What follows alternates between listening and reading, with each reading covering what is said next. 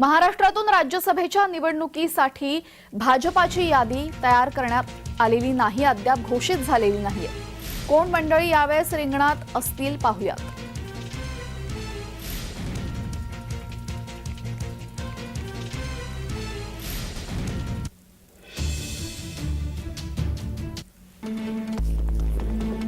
महाराष्ट्रातील ओबीसी नेतृत्व माजी मंत्री गोपीनाथ मुंडे यांची कन्या पंकजा मुंडे या भाजपाकडून राज्यसभेवर जाण्याची शक्यता।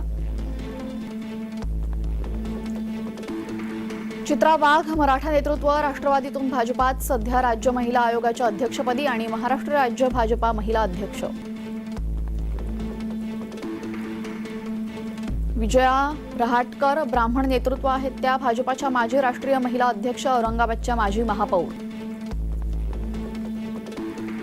विनोद तावडे कोकणी मराठा नेतृत्व माजी मंत्री, सध्या भाजपाचे राष्ट्रीय सरचिटणीस, विद्यार्थी चळवळीतून राजकीय सक्रियता।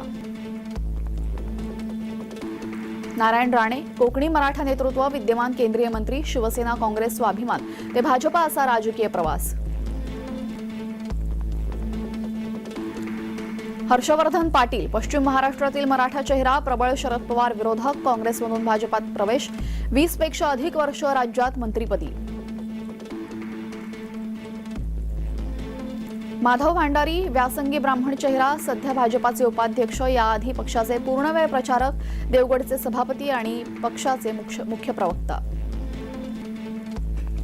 अमरीश पटेल गुजराती व्यावसायिक आणि राजकारणी, धनसंपन्न शिक्षण सम्राट, काँग्रेसमधून भाजपात आलेले, तर उत्तर महाराष्ट्रातलं प्रस्थ।